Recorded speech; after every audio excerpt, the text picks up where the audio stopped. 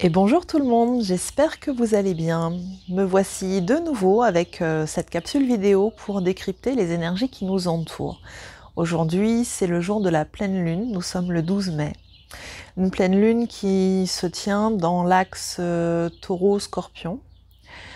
Et on dit que c'est une micro-lune. Alors micro-lune, qu'est-ce que ça signifie? Eh bien ça signifie qu'elle est assez éloignée de la Terre et que donc elle apparaît assez petite dans le ciel. Pour autant, est-ce que ces effets et ces influences sont moins forts que quand c'est une lune plus proche, plus présente? Pas du tout, comme vous pouvez le constater. Cette lune, on pourrait l'appeler frustration, parce que c'est de ça dont il est question très clairement en ce moment. Il y a quelque chose de très décapant, et j'emploie ce mot volontairement. D'abord, ça nous met sous tension. On peut se sentir très irritable, beaucoup moins patient qu'à l'accoutumée. Pourquoi? Parce que on peut avoir la sensation de décrocher totalement de ce qui nous entoure et d'ailleurs de ne plus avoir du tout l'envie de participer à ce qui nous environne. Il y a plein d'éléments que je pourrais aborder ici, mais simplement, ce qui est évident, c'est qu'on ressent tous individuellement que quelque chose doit changer dans ce monde, ces situations qui ne tournent pas rond. Et ça tourne de moins en moins rond. Et ça tourne de plus en plus vite, de moins en moins rond. Et il y a cette sensation de ras-le-bol. Alors, bien sûr qu'on peut avoir un ras-le-bol par rapport à ce qui nous environne, avec cette sensation d'impuissance, à ne pas pouvoir changer les choses. Mais moi, j'ai envie de vous parler plutôt du ras-le-bol intérieur, celui qui consiste à se vivre en étant comme emmuré en soi-même, conscient, consciente de ses potentiels, aux prises avec des désirs de plus grand, plus vaste, plus loin, plus profond. Et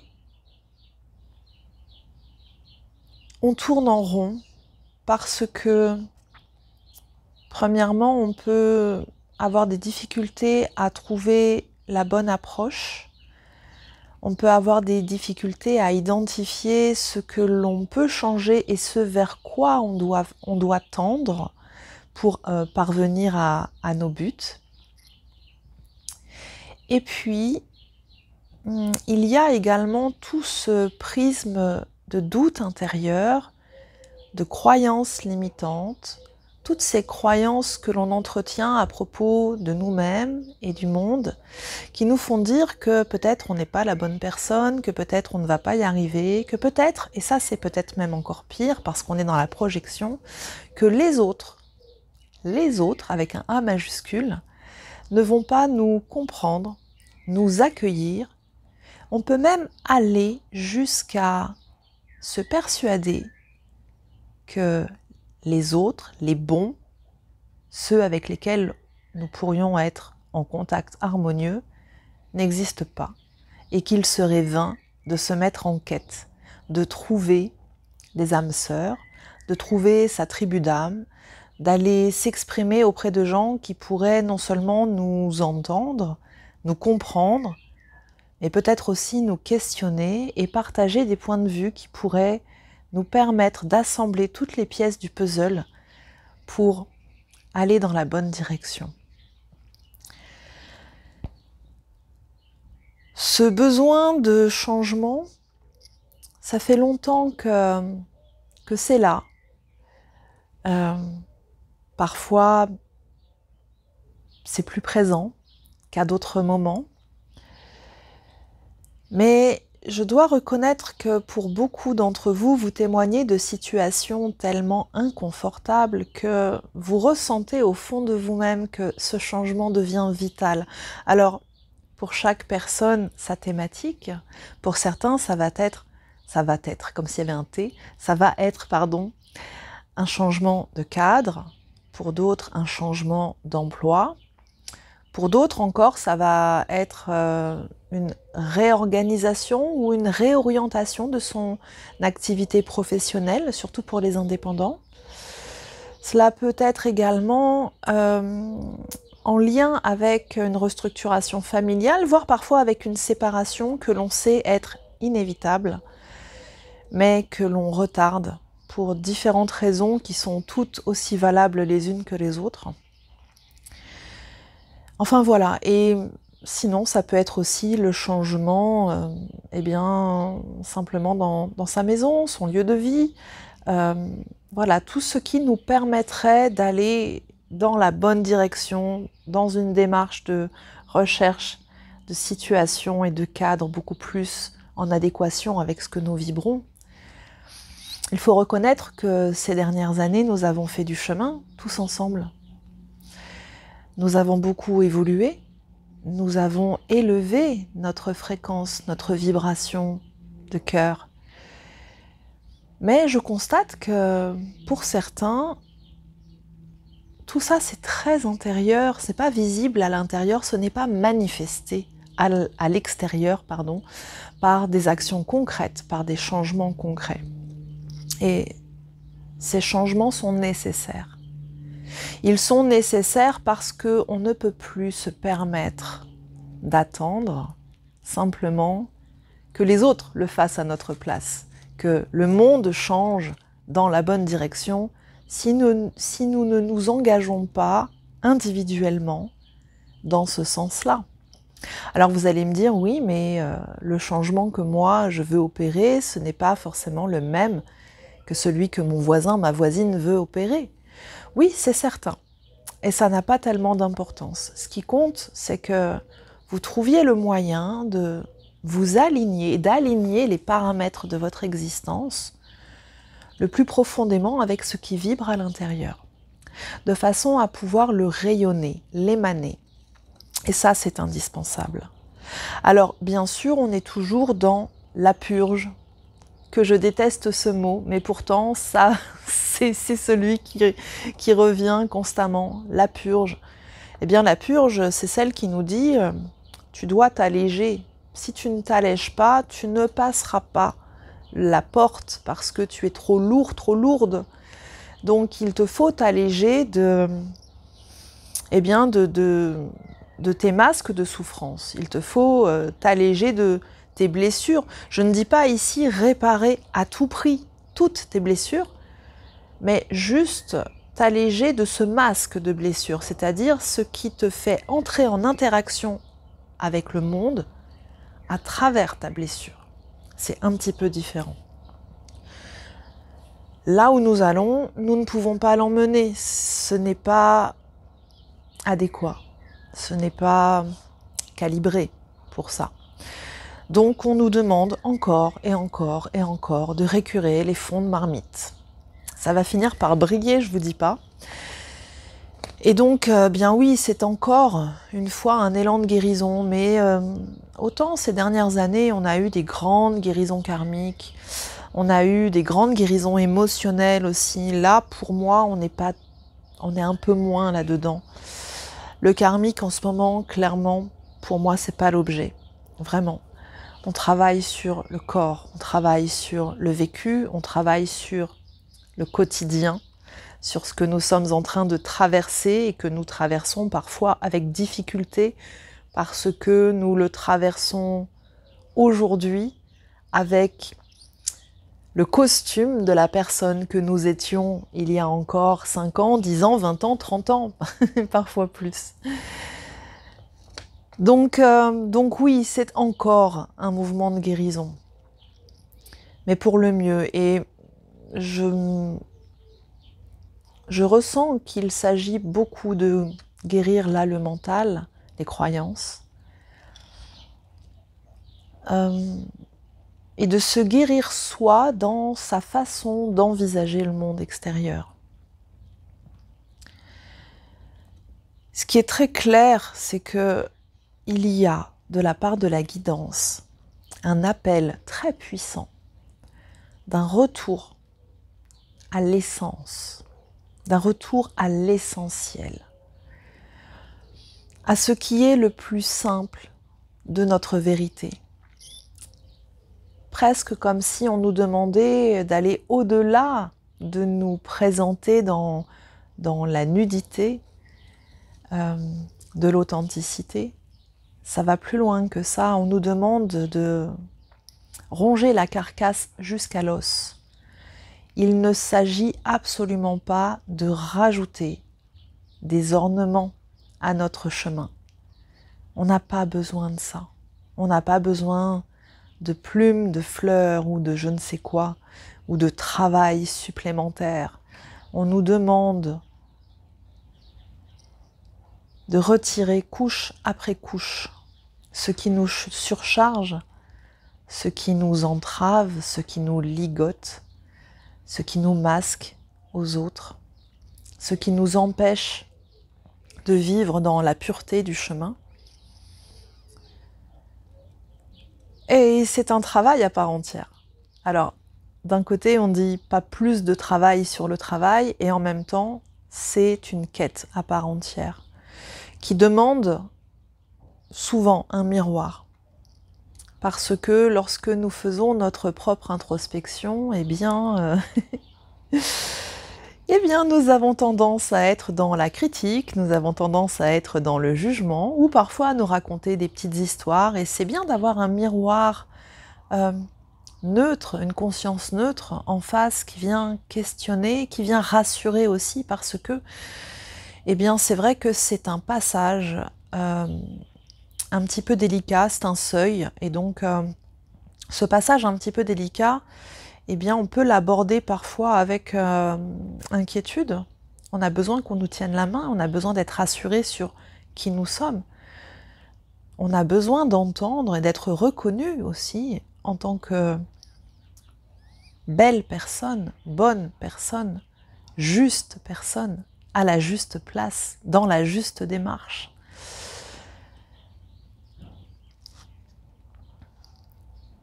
Donc l'idée, c'est de revenir au squelette, à l'os, à la matière, au corps. C'est un chemin alchimique qui est pas facile et qui est pourtant très lumineux. Ici, moi, je vais vous parler du Graal. C'est la quête du Graal. Le Graal, c'est la pierre. Ça peut être la pierre philosophale, mais ça a un lien avec la pierre. Et la pierre, c'est le monde de la terre, c'est le monde du squelette. C'est pour ça que je vous dis ça. La pierre, c'est le règne minéral, c'est le fondement, le socle, le premier règne, sans lequel aucune évolution n'est possible. Hein, on commence par le minéral, puis le végétal, l'animal et l'humain. Il n'y a pas de hiérarchie en tant que telle entre les règnes, on est d'accord. Hein, l'humain n'est pas au-dessus de l'animal, mais en termes d'évolution spirituelle, eh bien, on chemine de cette façon-là. Et donc là, on nous demande de revenir à la pierre en nous, à l'os en nous. Qu'est-ce qu'il reste quand on a supprimé tout? Qu'est-ce qu'il reste après nous? Quelle est l'œuvre que l'on laisse derrière soi? Le grand œuvre, la grande œuvre que l'on laisse derrière soi? Quelle est l'empreinte que l'on va laisser en partant? Peu importe d'ailleurs, quelque part, puisque quand on part, on se détache et on ne devrait pas être attaché à ce qu'il reste derrière. Mais cependant, on laisse quelque chose toujours à ceux qui passent après, à ceux qui passent derrière, pourvu que ce qui reste soit plutôt quelque chose de lumineux, que ça aille dans le sens de l'élévation et de l'évolution. Donc voilà, on nous invite à ce retour à l'essentiel, on nous invite à ce retournement vers soi, vers soi-même. Ne vous préoccupez pas du monde extérieur. difficile de ne pas le faire, évidemment. Quand je dis ne vous préoccupez pas du monde extérieur, ça signifie que rien ne doit vous dérouter de votre cheminement intérieur. Rien ne doit vous empêcher de rayonner votre lumière, d'ouvrir votre cœur, d'être pleinement et juste entièrement qui vous êtes. C'est une grave erreur que de s'empêcher d'être pleinement qui on est. Et Dieu sait si, sur le parcours, on rencontre des tas de gens qui veulent absolument nous enfermer, nous confiner dans des petites boîtes parce que on est trop. J'en parle beaucoup en ce moment dans mes séances parce qu'il se trouve que je rencontre énormément de... Alors ce sont des femmes pour la plupart, qui ont de multiples potentiels, qui sont souvent des femmes très brillantes, très atypiques. Elles ont pour elles d'être à la fois belles, pleines de ressources et souvent HPI. HPI, haut potentiel intellectuel, sont des petites zèbres, des petites zébrettes. Elles n'ont pas que ça, il n'y a pas que ça qui les qualifie, mais ce que je constate constamment, c'est à quel point elles ont des choses intéressantes à dire, à valoriser, à quel point elles sont créatives et peuvent clairement être force de proposition pour aller dans le bon sens, à quel point elles sont pleines d'énergie et d'envie de faire bouger les choses, et à quel point elles sont timides, timorées parfois, tellement blessées parce que la parole a été niée, parce que depuis qu'elles sont toutes petites, ce sont souvent de grandes sensibles, des hypersensibles, hyper émotives aussi, avec un très grand idéal de vie. Depuis qu'elles sont toutes petites, elles se sont entendues dire qu'elles étaient trop émotives, trop perchées, trop bavardes, parfois trop belles, qu'elles étaient trop dispersées, qu'elles ne pouvaient pas réaliser tant de choses que ça. Vous savez, on est toujours un petit peu dans le sois belle et tais-toi. Ça, c'est quelque chose qui, malheureusement, aujourd'hui, même en 2025, est toujours tellement ancré. Pas dans le discours, mais dans les mémoires, dans les usages. Et ça l'est encore plus lorsqu'une femme arrive en incarnation avec autant de potentiel, tellement de potentiel qu'elle pourrait faire exploser, si on l'encourage, tous les cadres masculinistes, patriarcaux. Et c'est une vraie blessure que d'assister à ça. Je trouve que c'est pas normal et il faut leur rendre hommage, il faut les encourager à ce qu'elles acceptent leur unité, à ce qu'elles acceptent de rayonner pleinement telles qu'elles sont, sans se questionner, et qu'on arrête de leur mettre des bâillons aussi.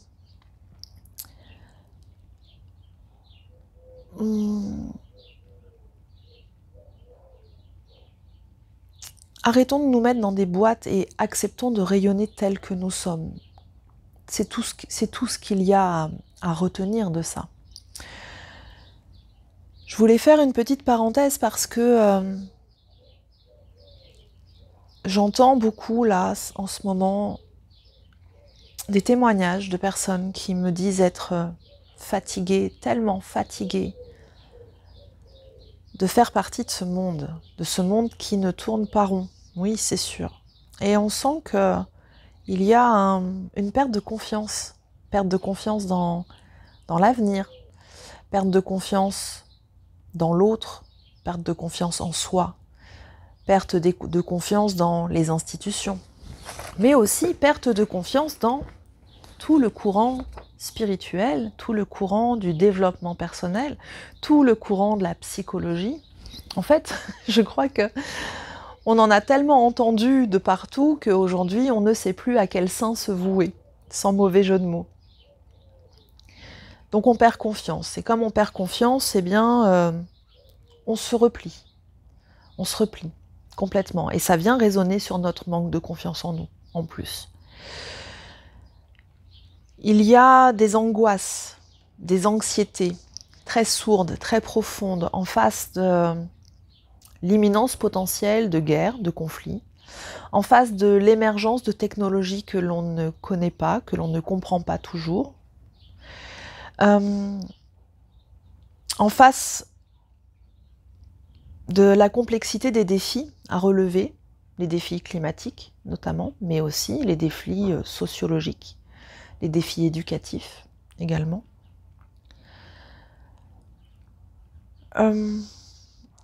Et en fait, je vois que ce repli confine vraiment à une forme de solitude, d'isolement.